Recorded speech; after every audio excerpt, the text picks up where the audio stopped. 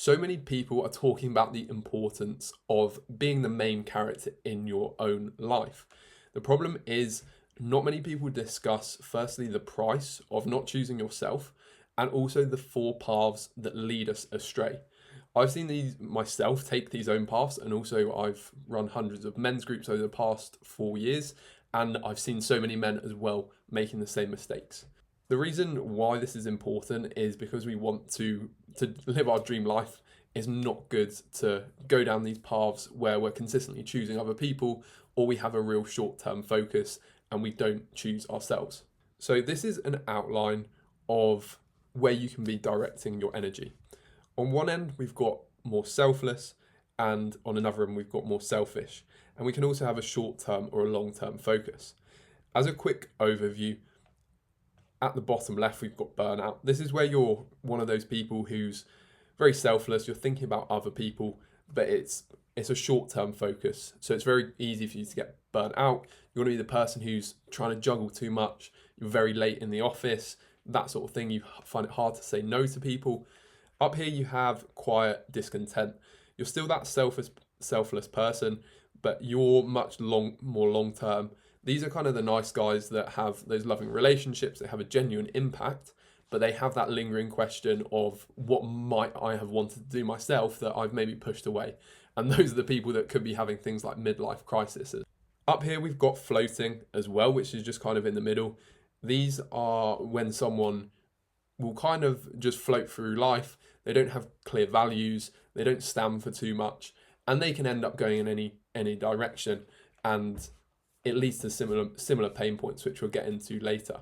Down here, we've got selfish, but a short-term focus.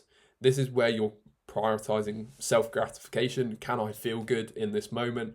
And what this leads to is you live a life of comfort, but you don't develop that much. Maybe your life doesn't change, and you pursue things that are very short-term and beneficial for you, but you maybe lack those meaningful connections that give life so much meaning. Up here, we've got the optimal. This is what we want to be aiming for, where we're still selfish. We put ourselves first. That allows us to give to others as well down the line. And it also allows us to have a life of abundance where we really pursue and go directly after what we want. And that allows us to then give back to others as well. So those are the 5 situations. Let's break down each of those paths and explore what they look like. So the first path is burnout. As I say, short term, and there's a lot of selflessness there. We're living for other people, and we don't maybe have those long-term goals. What we're doing quite a lot of the time, and this is why it can lead to emotional burnout, is we're fighting emotional fires. We maybe don't put in the time to look after ourselves very well. We're not doing things like exercise. We're not meditating. It means we're just sort of dragged around in our life. And I felt this myself. And it's partly a result of not being clear on what I wanted from my life at that time. And it led me to just taking on more work projects, but I wasn't particularly enjoying them. And I was very reactive. I didn't have those practices that kept me grounded. So it's not a good place to be in. We're not choosing ourselves in any regard. And we become very reactive in life. And that also extends to other people. It can be a case where maybe it's family members, we're always helping them out. We don't have clear boundaries, and that's one of the defining characteristics where we just can't say no. We feel that whatever it is, whether it's our family, our upbringing, that we've been conditioned in such a way that other people in the family are maybe very selfless, and we take on those traits, and it prevents us from really going after what we want in our own lives. And as I say, we're lacking direction. Never do we really ask in this situation, what do I want? So we're moving on to the next one now. So that is quiet discontent. So it's long-term selflessness. This is definitely the nice guy. People think they're sort of that good person. They're doing everything right. Their life looks really quite good on the outside. They're sensible, they're grounded, they take care of those around them. And I think this is part of our duty and responsibility with this table. It's a way to explain the concept, but we're going to fall into all of these all of these paths along the way, but it's about trying to be aware of where we can move into to be able to move towards choosing ourselves more often. As I say, they're going to have good relationships on the most part. They're not just focused sort of on themselves and satisfying things in the short term, but they always have that nagging doubt of, is there more to life? They've maybe gone to uni, they've got the job that their parents maybe wanted, it's paid well, so society gives them status as well. But they are the people who later in life, they go out and buy the fast car, they have an affair, something to really get back that spark that they feel they're missing. And that comes as a result of delaying gratification for the kind of enjoyment of other people. And if we later in life we become parents, we need this. This is still an important part of life, being selfless, looking after people. But if we never have that time where we really pursue what we dream of, we will have resentment that creeps up in our lives, and we will be asking, is there more? Moving on to the next one. So self-gratification. This is short term and it's more towards selfishness. This is something a lot of, I think, young guys will struggle with. I've struggled with it myself, whether it's playing video games, just kind of being in my own head. And as we develop as people, we work on what our meaning is, what our values are, how we treat people, what we want to stand for. I think it's very limiting if we stay in a place of self-gratification where we're only interested in ourselves. We're not considering the bigger picture, because ultimately we don't develop by being in a bubble. We need to be around people, helping, contributing to society, taking responsibility for something bigger than ourselves. I think brings a lot of meaning to our life. And I've seen that when I've taken responsibility and pursued things that are bigger than just my how much can I earn or what's going to make me happy. If I pursue those things, then I've found a lot of meaning and joy from those things.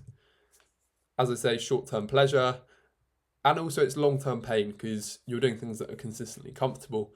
But if you do those two regularly, if you're eating junk food, not exercising, not making time for relationships really, then you're gonna open yourself up to long-term pain, because there will be times when we're ultimately tested.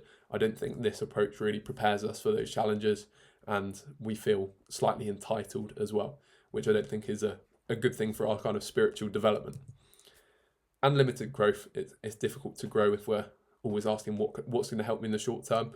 We ultimately, to grow and do more of what we really care about, we need to have sacrifices as well throughout our life, where we're like, I had this with a relationship. I was in a relationship for a long time, 5 years, and I had so much fear about acting, but I had to do that to become the person I am today. And I wouldn't, if I'd stayed in that relationship, it would have felt very nice short term. I wouldn't have had to face the pain, but I would have always had that nagging doubt.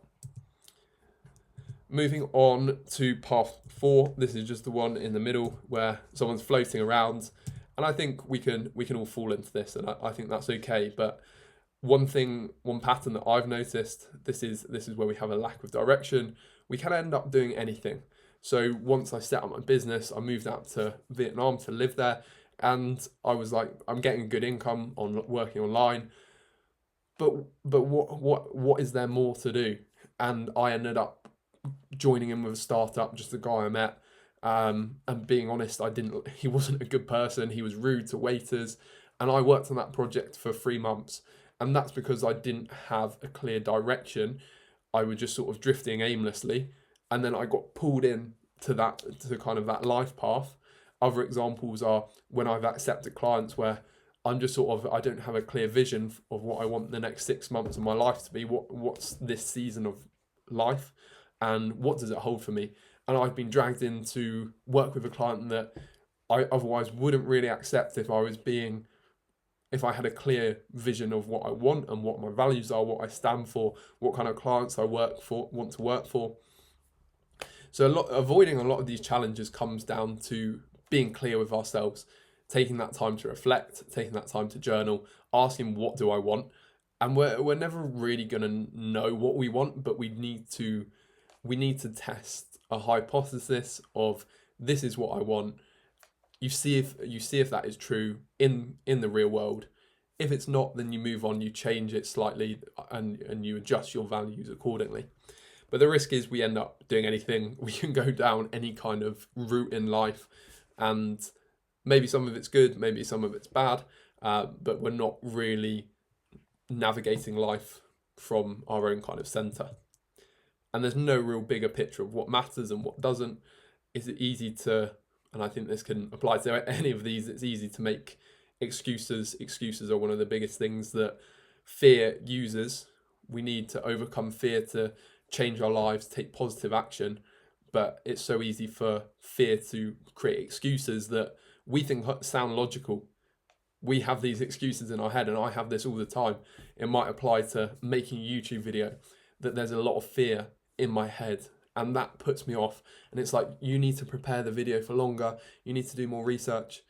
But that is just fear, and we need to be so skeptical of all the thoughts that come up in our minds. And that's just more of a general principle that I really, really struggle with. And I think part of this path as well is because you don't prioritize anything. And I think, again, this extends to all of these previous four we've talked about, is it's very easy for the small things to then have an extraordinary impact on your life. So you miss the bus, or you lose a bit of money, and it becomes so important because you don't have a bigger thing you're aiming for. So those are the paths that we kind of want to avoid. And then here we have choosing yourself. This is about filling your cup first, purpose driven, it's sustainable, and we're able to as well become much more abundant by going after what we truly desire to give to our loved ones, and be sort of someone who has those clear values. You can be kind rather than someone who is nice because they don't have the ability to say, I stand for this, so I disagree with you. If you're kind of a nice person, you don't have the actual ability to pull back, but kind is where you can be very generous from your heart, rather than from a sense of I should be doing this. So the final path, the path we all want to go towards, I've talked about the pain and the difficulty of some of these other paths and what we actually risk by taking them. Choosing yourself is more of a long-term focus, and you also have to be selfish in the short term to allow you to be selfless further down the line. It's about filling our own cup first. It's going after what we dream of, so later in life we're not at a point where we're thinking, oh, I wish I would have done that. It's about having no regrets. We're going to fail regularly because this is a path of massive action.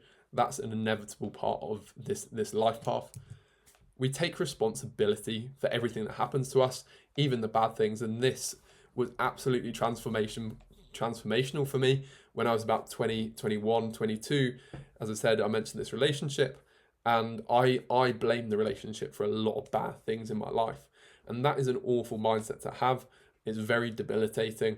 When you take true responsibility, and I've fallen into moments past few years where I haven't, when I've sort of been drifting, as I said, but when you take that true responsibility for your life, everything's on me, it's so empowering, because you then have the freedom to say, I'm responsible, this is all on me.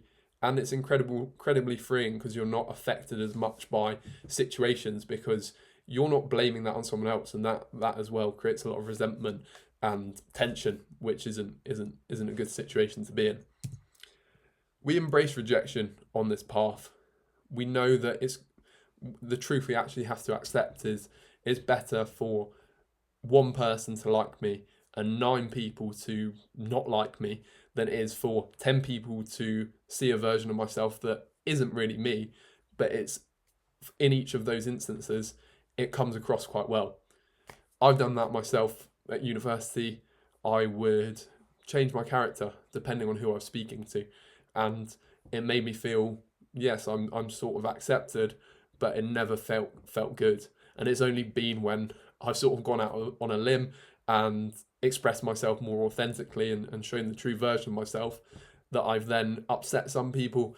I've made some people happy, some people don't like me, but that is part of the pain we have to embrace. And we act despite fear, as I mentioned. I think the biggest part of choosing yourself is you need to stand for something bigger than just your short-term drives.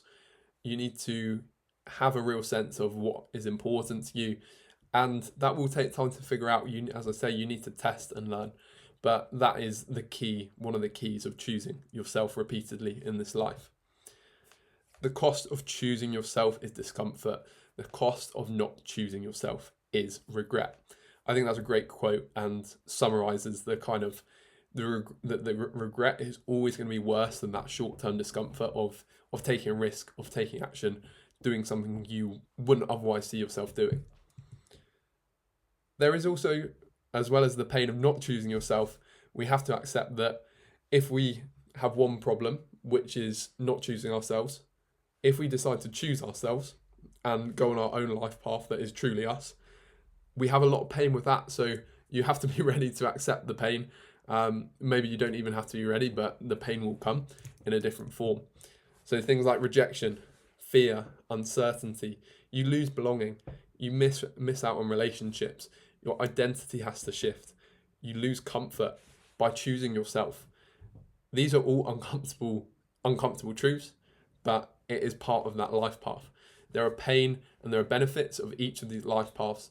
So let's say if you're that nice guy, you're actually accepted by your family. They will say they love you and you can feel quite secure and stable. That's a benefit, but there's a lot of pain and potential regret that comes with that and the knock-on consequences to you and to your loved ones. And this is a quote from Mark Manson, a little bit blurry, but I don't know who needs to hear this, but your life will always have problems. Improving it just means choosing the better problems. To choose yourself in life, you need to, as I say, embrace the pain, embrace the suffering. You're going to have problems on either life path, but it goes back to this, that you would probably prefer the pain and the cost of choosing yourself, which is discomfort, compared to the cost of not choosing yourself, which is a regret. I hope that was useful. Thank you for watching. Goodbye.